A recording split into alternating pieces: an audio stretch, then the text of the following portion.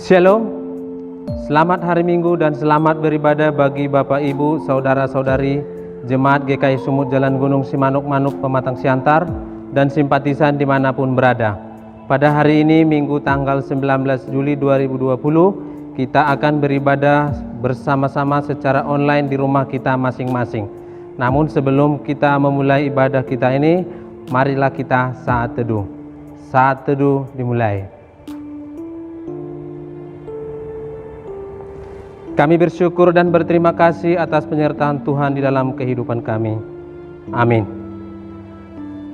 Bapak Ibu Saudara terkasih, untuk mengawali ibadah kita ini, marilah kita bernyanyi dari pelengkap Kidung Jemaat nomor 148 ayat 1 dan 4.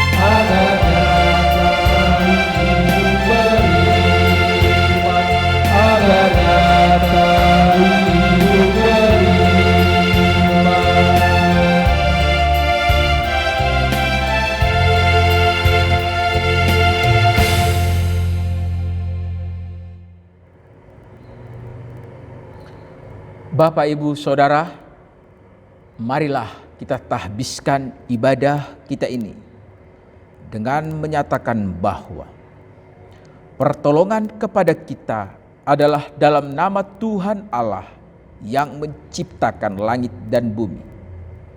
Kasih karunia, rahmat, dan damai sejahtera dari Allah Bapa dan Tuhan Yesus Kristus, serta persekutuan dengan Roh Kudus, menyertai saudara semua. Amin.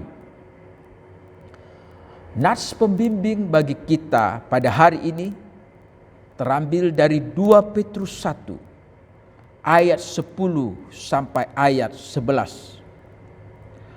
Karena itu saudara-saudaraku, berusahalah sungguh-sungguh supaya panggilan dan pilihanmu makin teguh. Sebab jikalau kamu melakukannya, kamu tidak akan pernah tersandung. Dengan demikian kepada kamu akan dikaruniakan hak penuh untuk memasuki kerajaan kekal, yaitu kerajaan Tuhan dan Juru Selamat kita, Yesus Kristus. Amin. Mari kita amini nats pembimbing yang baru kita dengar dengan bernyanyi dari pelengkap Kidung Jemaat nomor 40 ayat 1 dan 2.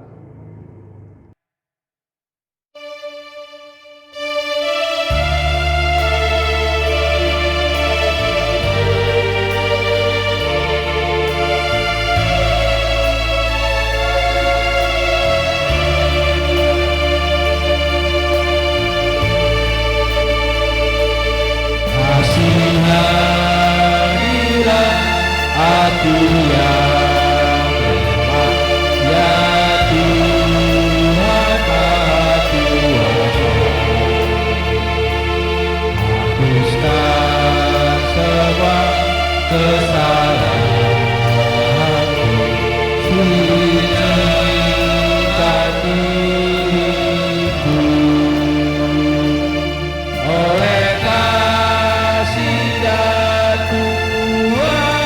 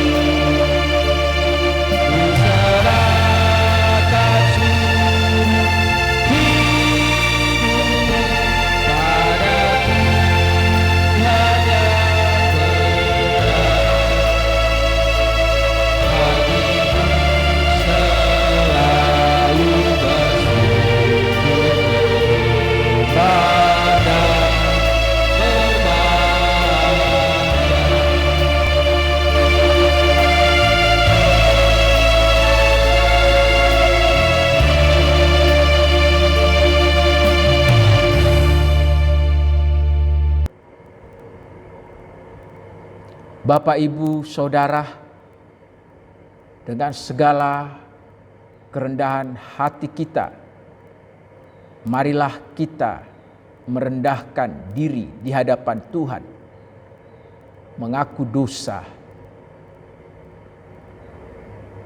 Kasihanilah aku ya Tuhan, menurut kasih setiamu. Hapuskanlah pelanggaranku, menurut rahmat-Mu yang besar. Bersihkanlah aku seluruhnya dari kesalahanku, dan tahirkanlah aku dari dosaku. Amin.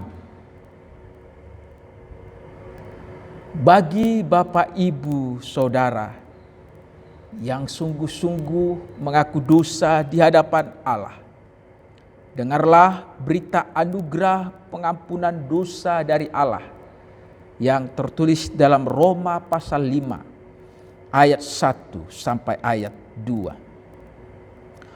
Sebab itu kita yang dibenarkan karena iman, kita hidup dalam damai sejahtera dengan Allah oleh karena Tuhan kita Yesus Kristus. Oleh Dia kita juga beroleh jalan masuk oleh iman kepada kasih karunia ini. Di dalam kasih karunia ini kita berdiri dan kita bermegah dalam pengharapan akan menerima kemuliaan Allah. Amin.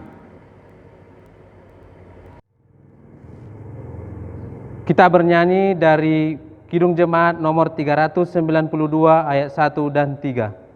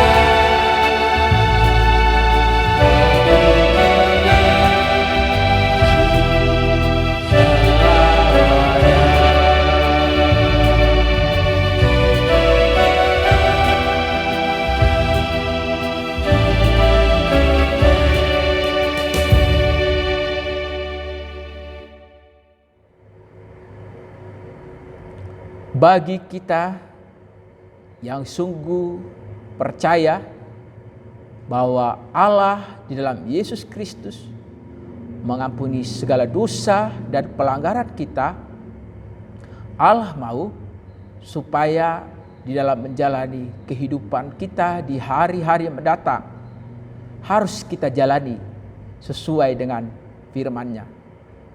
Berdasarkan petunjuk hidup baru yang terambil dari Ibrani pasal 12 ayat 2 sampai ayat 4. Marilah kita melakukannya dengan mata yang tertuju kepada Yesus, yang memimpin kita dalam iman dan yang membawa iman kita itu kepada kesempurnaan, yang dengan mengabaikan kehinaan tekun memikul salib, ganti sukacita yang disediakan bagi Dia yang sekarang duduk di sebelah kanan tahta Allah.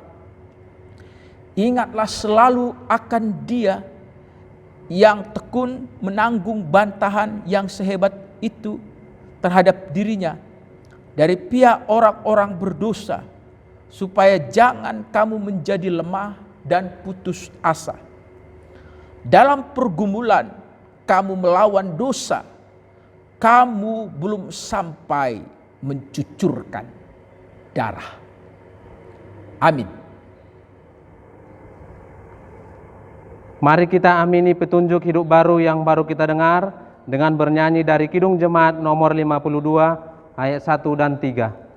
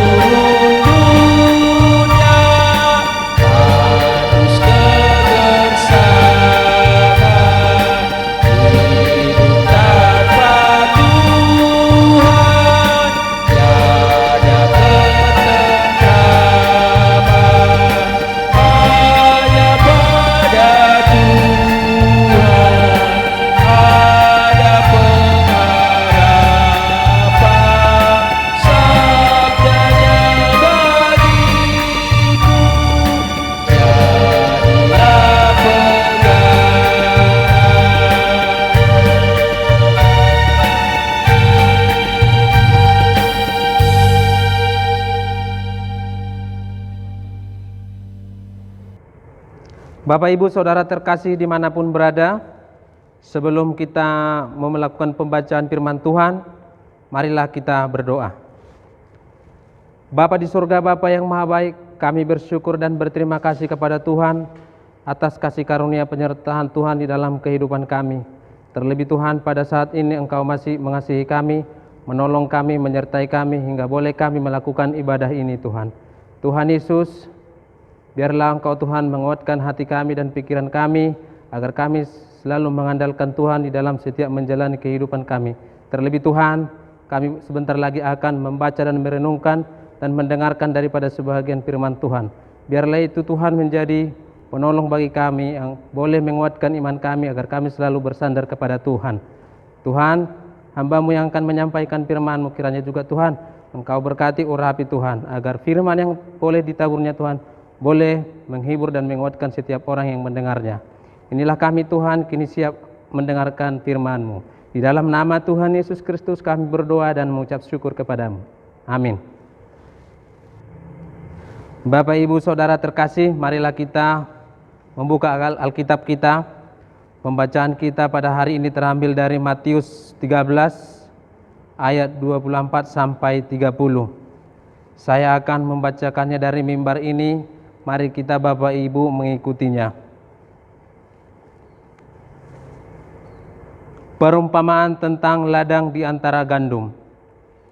Yesus membentangkan suatu perumpamaan lain lagi kepada mereka. Katanya, hal kerajaan surga itu seumpama orang yang menaburkan benih yang baik di ladangnya. Tetapi pada waktu semua orang tidur, datanglah musuhnya menaburkan benih lalang di antara gandum itu, lalu pergi. Ketika gandum itu tumbuh dan mulai berbulir, nampak jugalah lalang itu. Maka datanglah hamba-hamba Tuan ladang itu kepadanya dan berkata, Tuan, bukankah benih baik yang Tuan taburkan di ladang Tuan? Dari manakah lalang itu? Jawab Tuan itu, seorang musuh yang melakukannya. Lalu berkatalah hamba-hamba itu kepadanya, jadi maukah Tuan supaya kami pergi mencabut lalang itu? Tetapi ia berkata, jangan, sebab mungkin gandum itu ikut tercabut pada waktu kamu mencabut lalang itu. Biarkanlah keduanya tumbuh bersama sampai waktu menuai. Pada waktu itu aku akan berkata kepada para penuai, kumpulkanlah dahulu lalang itu dan ikatlah berbekas-berkas untuk dibakar. Kemudian kumpulkanlah gandum itu ke dalam lumbungku. Demikianlah pembacaan firman Tuhan pada saat ini. Berbahagialah orang yang mendengarkan firman Tuhan serta melakukannya di dalam kehidupannya sehari-hari. Haleluya.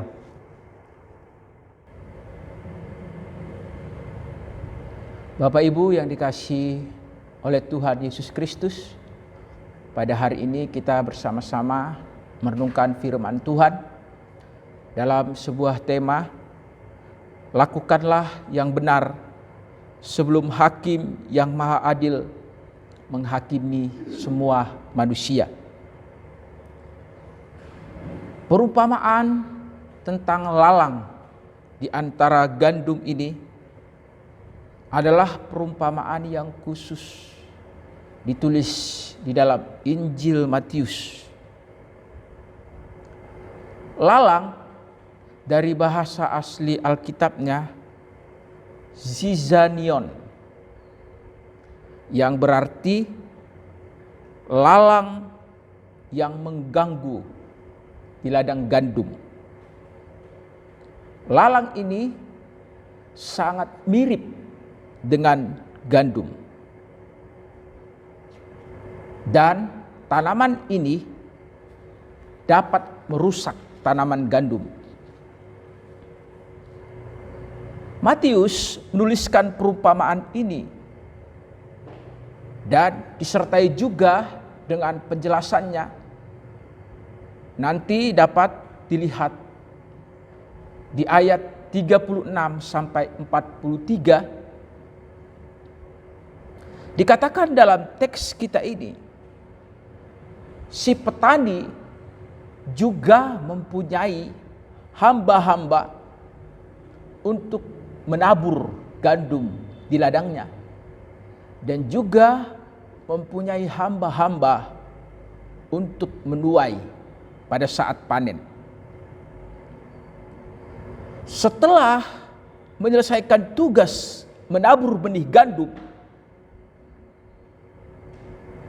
musuh si petani pun datang. Musuh itu dikatakan dalam teks kita ini datang di dalam kegelapan saat semua orang sedang tidur, dan musuh itu menaburkan benih lalang. Ia menaburkan benih ilalang di sana sini. Tidak seorang pun yang tahu, sampai tanaman itu berbulir.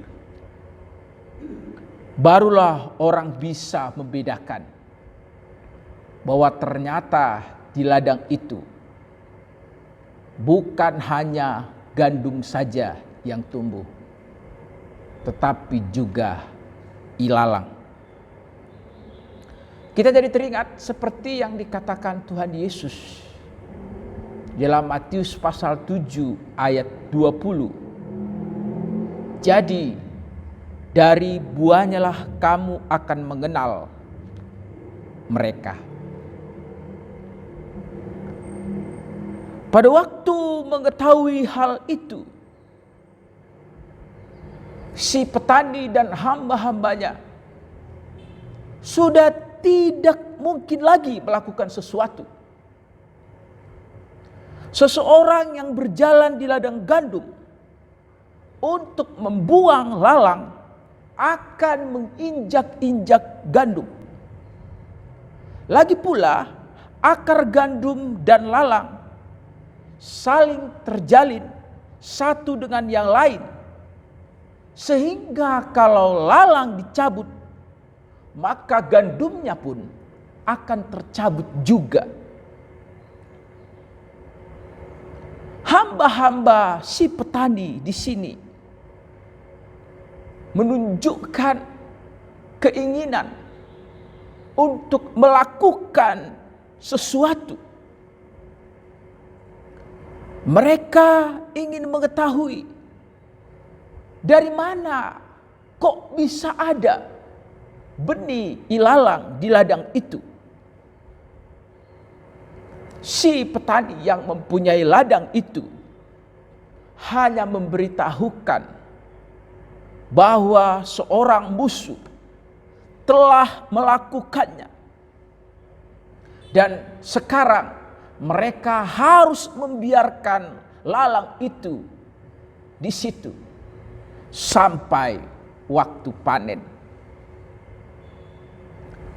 Tentu saja si petani mengalami situasi yang buruk.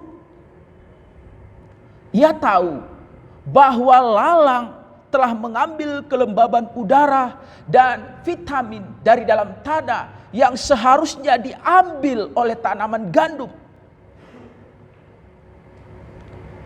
Hasil panennya pasti menjadi berkurang dari yang ia harapkan.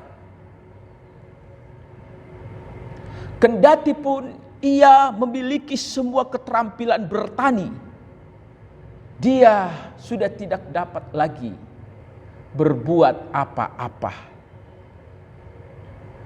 Ia harus menghadapi konsekuensi dari rencana buruk yang telah dilakukan oleh musuhnya. Hamba-hambanya berharap supaya mereka diizinkan mencabut lalang-lalang itu.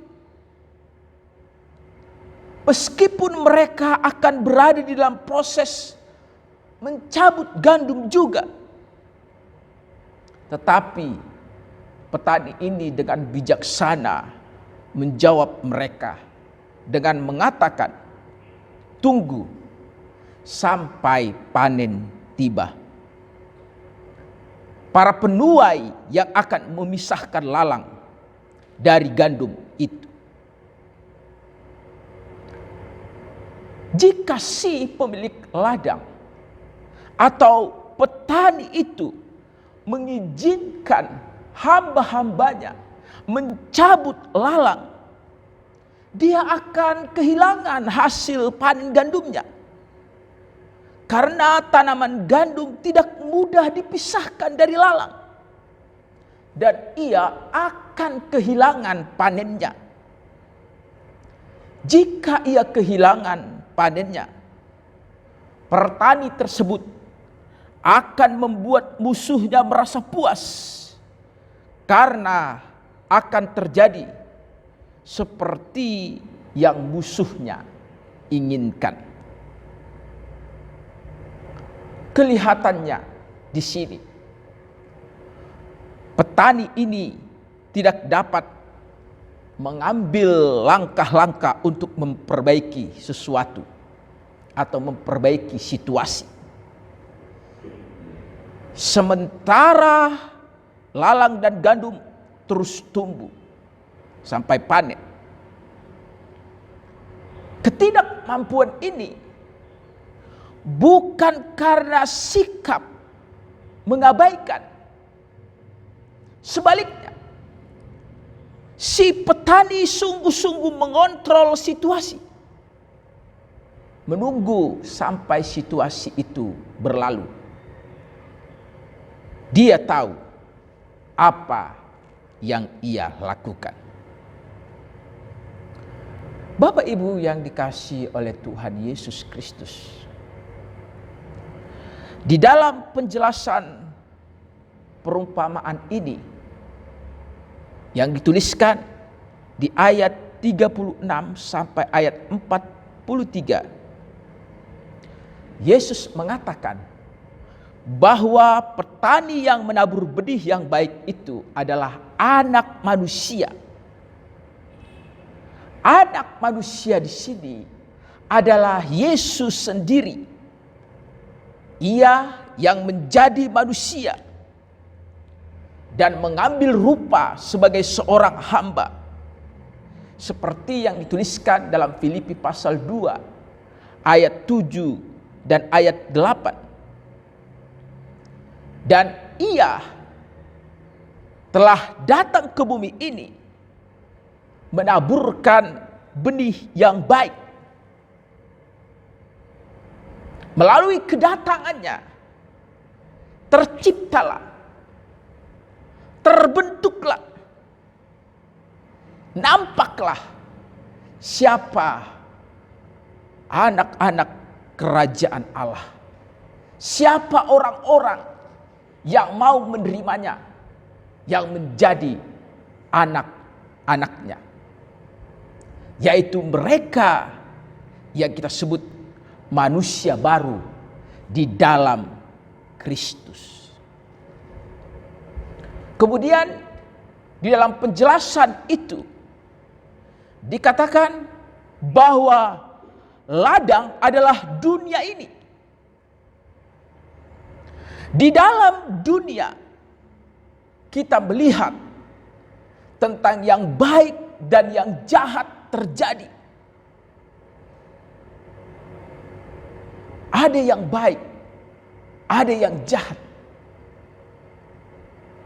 Lalu kemudian musuh yang menaburkan benih lalang adalah setan atau iblis. Melalui pekerjaan setan, melalui pekerjaan iblis ini, tampaklah, terciptalah, terbentuklah anak-anak si jahat yang suka melakukan apa yang jahat, yang bertentangan dengan firman Allah. Menarik untuk dicatat, dalam perumpamaan ini dijelaskan bahwa yang memiliki ladang adalah si petani. Ladang adalah dunia ini. Dan pemilik dunia ini tentu Allah. Pemilik dunia ini adalah Yesus. Di dalam dunia ini, yang disebut di dalam ladang itu, tumbuh lalang dan gandum. Itu artinya bahwa ada manusia-manusia yang dalam kiasan ini mereka akan seperti ilalang.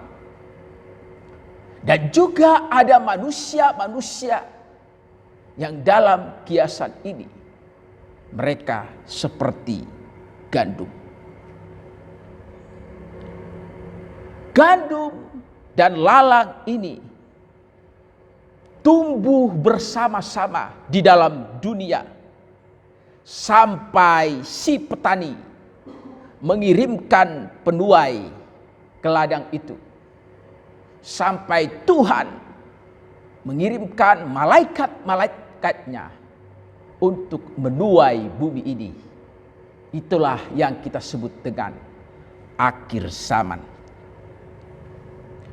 Ketika akhir zaman tiba, penuai yaitu malaikat-malaikat Allah akan memisahkan yang baik dari yang jahat, gandum dari lalang, anak-anak kerajaan dari anak-anak si jahat. Di dalam konflik antara Allah dan setan yang bermusuhan itu, kita melihat di sini bahwa iblis kalah. Benih setan, segala sesuatu yang menyebabkan orang berdosa dan berbuat jahat dicabut, dan orang-orang ini akan dicampakkan ke dalam api neraka. Jadi jelas sekali, para penjahat akan mendapat hukuman api neraka pada akhir zaman. Sebaliknya, anak-anak kerajaan akan bercahaya seperti matahari di dalam kerajaan Bapanya. Mereka adalah orang-orang benar yang mau menerima Yesus yang menjadi manusia dan hidup sesuai dengan firman Tuhan. Selanjutnya kita melihat, Bapak Ibu, bahwa di dalam perumpamaan ini dikontraskan antara yang baik dan yang jahat. Melalui teks ini kita diajarkan bahwa pada akhirnya yang baik pasti akan menang. Di dalam perumpamaan ini, tadi hamba-hamba dari si petani itu bertanya tentang asal dari lalang itu. Lalu kemudian si petani menjawab dengan pendek dan tepat. Ia berkata, musuh yang melakukan hal ini. Sebenarnya Bapak Ibu Saudara, setelah hamba-hamba itu mendengar jawaban yang singkat dan jelas itu, hamba-hambanya sebenarnya ingin melampiaskan kemarahan mereka terhadap musuh itu. Mereka ingin mengetahui apakah keinginan mereka untuk mencabut ilalang dalam kemarahan mereka itu terpenuhi. Petani itu mengatakan, tidak, jangan, tunggu. Karena yang akan dilakukan oleh hamba-hambanya ini justru akan merusakkan gandum dan akan menimbulkan kerugian yang tidak diinginkan. Hamba-hamba ini, Bapak Ibu Saudara, dapat kita tafsirkan mereka ini merefleksikan ketidaksabaran orang-orang Kristen di dalam kerajaan Allah. Sering sekali mereka seolah-olah di bawah bendera kemurnian gereja. Banyak orang-orang Kristen atau orang-orang percaya yang penuh semangat,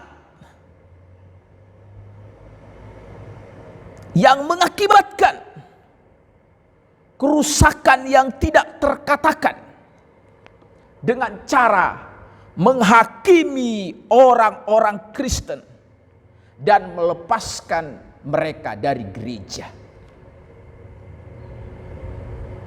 Apabila ada orang Kristen melihat orang Kristen lainnya berbuat kesalahan atau berbuat dosa, sering sekali kita terpancing untuk menghakimi mereka. Dan dengan kemarahan kita ingin supaya mereka tercabut dari gereja, keluar dari gereja. Bapak Ibu, sekali lagi melalui perumpamaan ini, gandum dan lalang itu sangat susah untuk dibedakan. Jangan sampai karena kita menghakimi sesama kita, mengusir mereka dari gereja dengan cara yang tergesa-gesa, kita merusakkan pekerjaan Allah.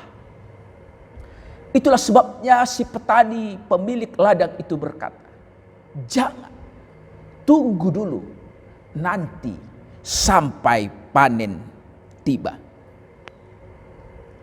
Beberapa petani juga mengetahui bahwa ada saat di mana mereka tidak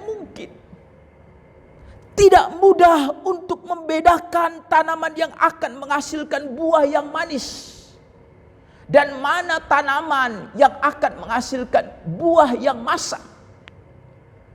Tidak mudah bagi mereka untuk membedakan tanaman itu.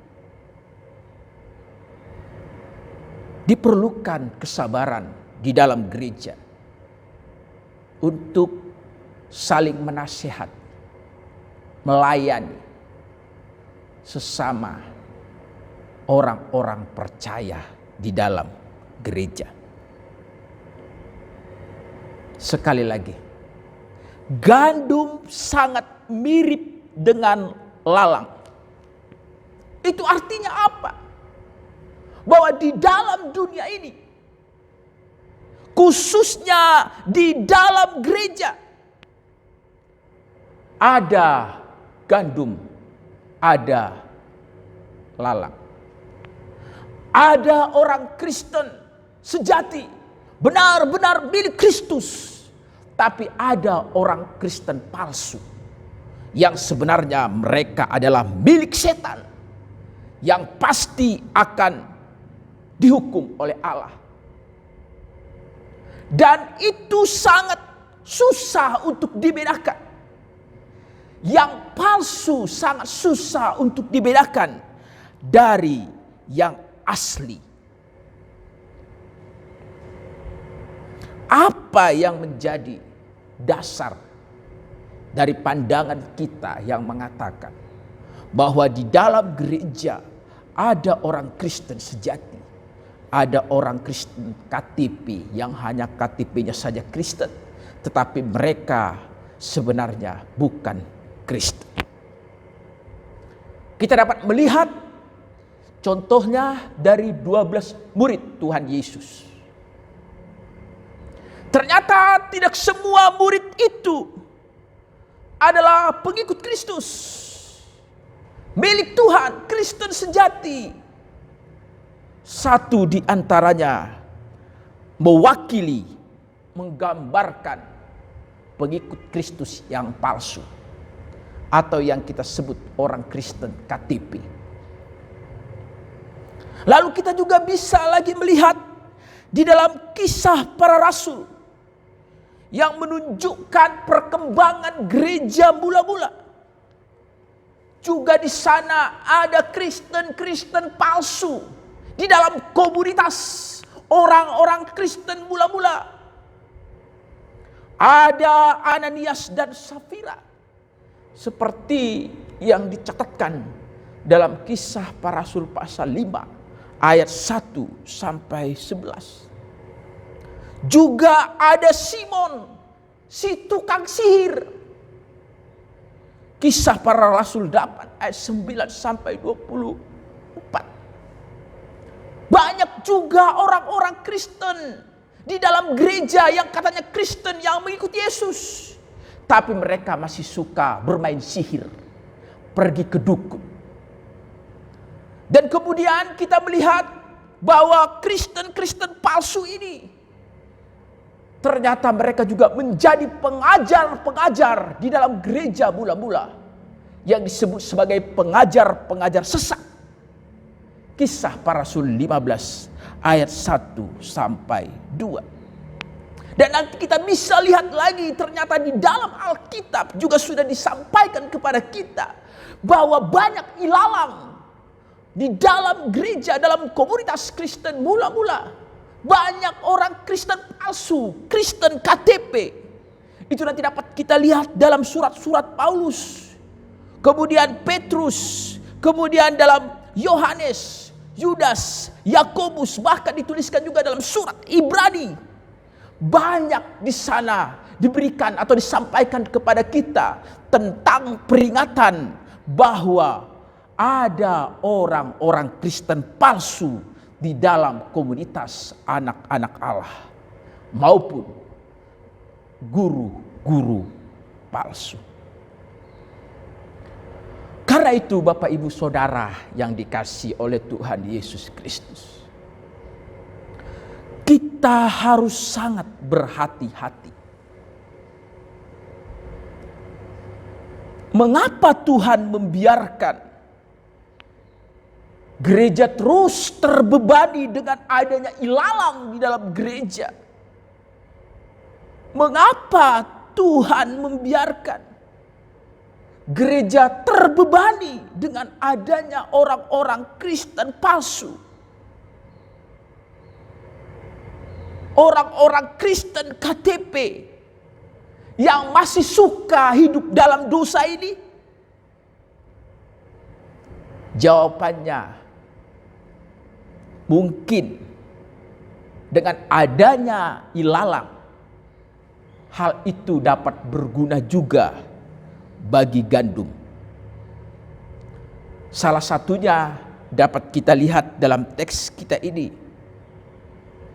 Supaya orang Kristen lebih sabar dan jangan suka main hakim sendiri. Seperti yang dituliskan oleh Yakobus di dalam Yakobus pasal 5 ayat 8 sampai 9 dikatakan, kamu juga harus bersabar dan harus meneguhkan hatimu karena kedatangan Tuhan sudah dekat. Saudara-saudara, janganlah kamu bersungut-sungut dan saling mempersalahkan, supaya kamu jangan dihukum. Sesungguhnya hakim telah berdiri di ambang pintu. Jadi Bapak Ibu Saudara, kesimpulan dari perumpamaan ini sebenarnya adalah sebuah pandangan tentang sesuatu yang akan datang pada akhir zaman, tentang penghakiman yang akan datang. Tuhan sendirilah yang akan menghakimi orang benar dan orang berdosa. Tuhan sendiri yang akan memanen gandum dan mencabut ilalang itu, bukan kita. Oleh karena itu, kita serahkan segala sesuatu yang terjadi di dunia ini maupun yang ada di dalam gereja kepada Allah.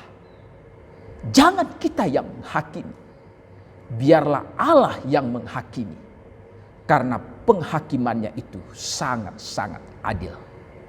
Sebelum penghakiman itu datang, marilah kita sebagai anak-anak Allah mempersiapkan diri kita sebelum Dia mengadili semua manusia. Kita melayakkan diri kita di hadapannya. Benarkah aku gandum? Atau mungkin ilalang? Amin. Mari kita bersatu di dalam doa. Kami bersyukur kepadamu ya Bapa di surga, untuk firman-Mu yang boleh kami renungkan lagi pada hari ini. Firman-Mu mengajak kami agar kami mengintrospeksi diri. Benarkah kami milik Tuhan atau sesungguhnya kami milik setan? Karena memang sangat susah untuk membedakan antara gandum dan ilalang. Tetapi Engkau Tuhan pada akhir zaman akan memisahkan lalang dan gandum. Di tengah situasi di dalam gereja maupun dunia ini, biarlah kami berserah padamu, supaya kami jangan bertindak serampangan, menghakimi sesama dan menghakimi orang-orang lain di luar gereja. Tetapi sesungguhnya yang harus kami perhatikan adalah diri kami sendiri.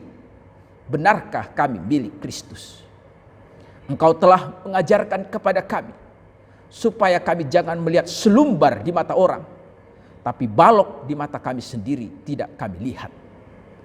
Biarlah kami terlebih dahulu membuang balok itu, membuang segala kelakuan buruk dari diri kami, supaya kami benar-benar menentukan atau ditentukan bahwa kami milik Allah, dan sambil bersabar terhadap orang-orang lain yang masih suka hidup di dalam dosa. Dan jangan sampai kami menghakimi mereka, karena penghakiman itu adalah hak-Mu ya Bapa. Di dalam nama Tuhan Yesus kami berdoa dan bersyukur. Amin. Bapak Ibu Saudara terkasih, marilah kita bernyanyi dari Kidung Jemaat nomor 278 ayat 1 dan 3.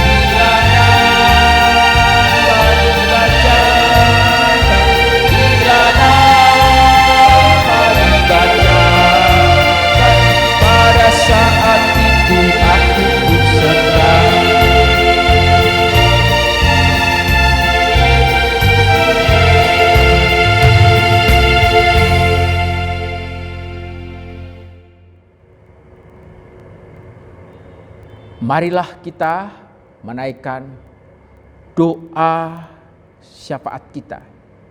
Kita bersatu di dalam doa.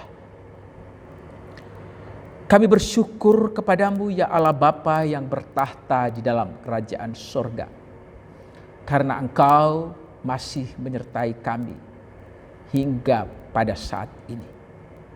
Terpujilah Tuhan yang begitu baik, yang kami sendiri merenungkan kebaikan Tuhan dan pasti tidak dapat membalaskan kebaikan itu kecuali dengan melakukan seperti yang Engkau mau, yaitu mengasihi-Mu dan mengasihi sesama, seperti yang dituliskan oleh firman-Mu.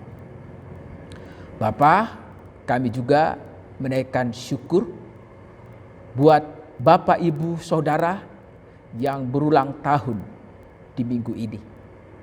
Kiranya Engkau terus menyertai mereka, Engkau terus memberkati mereka, dan kiranya dari hati mereka juga naik ucapan syukur kepadamu, karena Engkau masih memberikan panjang umur bagi mereka Dan biarlah terus Engkau memberikan kepada mereka lagi usia sehingga mereka dapat lagi menjalani hari-hari dalam berkat Tuhan. Bapa, kami juga berdoa ya Tuhan, supaya Engkau juga menolong kami semua, sehingga dalam menjalani kehidupan di hari-hari mendatang, kami semua tetap sehat. Dan janganlah kami ya Tuhan tertular virus corona, karena pada saat ini pandemi COVID-19 masih melanda dunia. Bagi para dokter dan perawat dan tenaga medis lainnya yang harus menyambut, menerima para pasien, bahkan yang harus merawat pasien yang sudah positif COVID-19, kiranya Engkau memberikan kepada mereka semangat untuk dapat menjalankan tugas mereka bagi kemanusiaan, dan jauhkanlah mereka dari tertular virus corona bersama-sama dengan keluarga mereka. Dan kami berdoa supaya ya Tuhan, melalui pandemi yang masih melanda dunia ini, kami semua tetap semakin berharap kepada Tuhan dan hidup di dalam pertobatan. Karena kami yakin di dalam Yesus, di dalam pertobatan, kami pasti bisa melewati pandemi yang masih melanda dunia ini. Bapa, permuliakanlah dirimu sehingga dunia termasuk Indonesia dapat datang kepadamu di dalam Yesus Kristus Tuhan kami, yang dapat menyembuhkan kami bukan hanya secara jasmani, tapi juga secara rohani, yang mengampuni segala dosa dan pelanggaran kami, sehingga kami boleh masuk ke dalam kerajaan surga. Permuliakanlah dirimu bagi dunia ini ya Tuhan Yesus. Kami juga berdoa ya Tuhan untuk kami jemaat-Mu yang ada di sini, yang dimana kami menjalankan ibadah secara online maupun bersama dengan para simpatisan dan orang-orang yang turut serta mengikuti ibadah ini. Tuhan, tolonglah kami yang merindukan supaya memiliki keturunan. Kiranya Tuhan, Engkau mengaruniakan itu. Kami yang ingin memiliki pekerjaan yang baik atau mendapat pekerjaan, Tuhan, kiranya Engkau memberikan. Bagi mereka yang merindukan supaya memiliki jodoh, kiranya juga Engkau karuniakan. Bagi mereka yang sakit, kiranya Tuhan sembuhkan. Apapun yang menjadi pergumulan kami semua, naiklah itu ke hadirat-Mu. Dan kami memohon, jawablah, dengarkanlah doa kami ini ya Tuhan. Bagi orang-orang yang kami kasihi, dimanapun mereka berada, yang jauh maupun dekat dari kami, baik itu orang tua kami, anak-anak kami, cucu-cucu kami, saudara-saudara kami, keluarga kami yang jauh maupun dekat dari kami, dimanapun mereka berada, sertai jugalah mereka ya Tuhan. Dan kiranya Engkau melindungi mereka sama seperti harapan kami, supaya Engkau melindungi kami di sini. Inilah doa syafaat kami ya Bapa, yang kami panjatkan kepadamu melalui anak-Mu Yesus Kristus Tuhan dan Juru Selamat kami. Dan doa ini akan kami akhiri dengan bersama-sama kami mengucapkan doa Bapa kami. Bapa kami yang di sorga, dikuduskanlah nama-Mu. Datanglah kerajaan, jadilah kehendak-Mu di bumi seperti di sorga. Berikanlah kami pada hari ini makanan kami yang secukupnya. Dan ampunilah kami akan kesalahan kami, seperti kami juga mengampuni orang yang bersalah kepada kami. Dan janganlah membawa kami ke dalam pencobaan, melainkan lepaskanlah kami daripada yang jahat. Karena Engkaulah yang mempunyai kerajaan dan kuasa dan kemuliaan sampai selama-lamanya. Amin.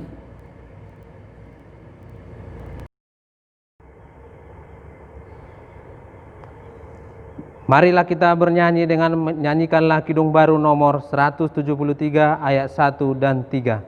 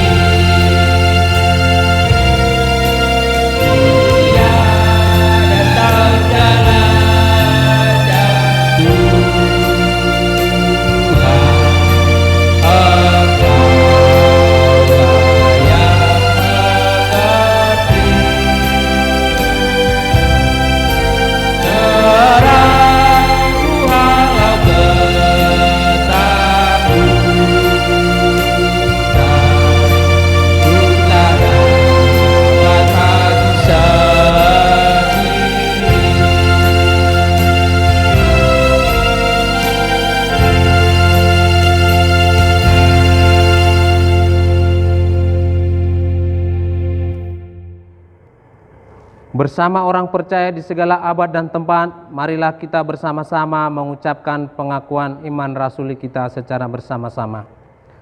Aku percaya kepada Allah Bapa yang Maha Kuasa, Khalik langit dan bumi, dan kepada Yesus Kristus, anaknya yang tunggal Tuhan kita, yang dikandung daripada Roh Kudus, lahir dari anak darah Maria, yang menderita di bawah pemerintahan Pontius Pilatus, disalibkan, mati, dan dikuburkan, turun ke dalam kerajaan maut. Pada hari yang ketiga, bangkit pula dari antara orang mati, naik ke surga, duduk di sebelah kanan Allah Bapa yang Maha Kuasa, dan akan datang dari sana untuk menghakimi orang yang hidup dan yang mati. Aku percaya kepada Roh Kudus, gereja yang kudus dan am, persekutuan orang kudus, pengampunan dosa, kebangkitan daging, dan hidup yang kekal. Amin.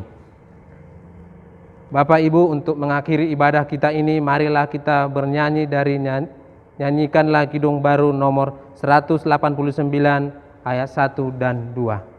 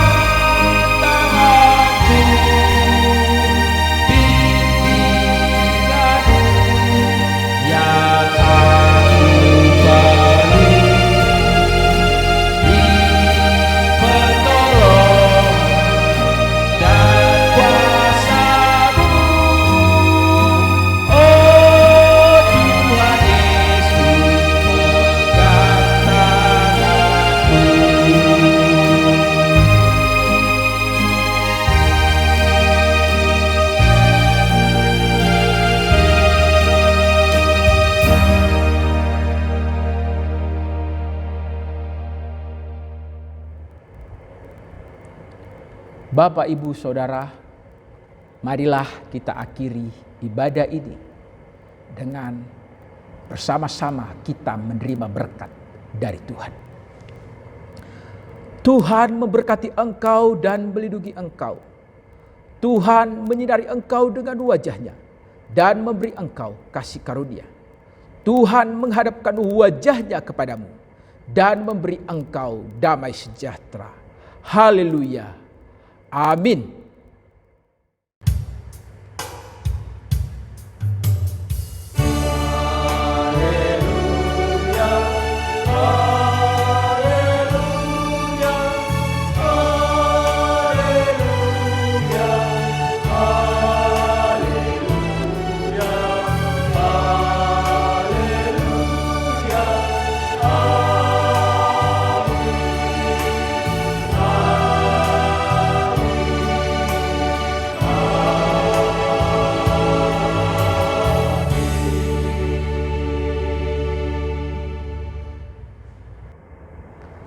Bapak, Ibu, Saudara-saudari warga jemaat dan simpatisan dimanapun berada, kami Majelis Jemaat GKI Sumut Jalan Gunung Simanuk-Manuk Pematang Siantar mengucapkan terima kasih karena telah boleh mengikuti ibadah ini secara online. Semoga kita tetap sehat dan senantiasa diberkati oleh Tuhan. Shalom, Tuhan Yesus memberkati.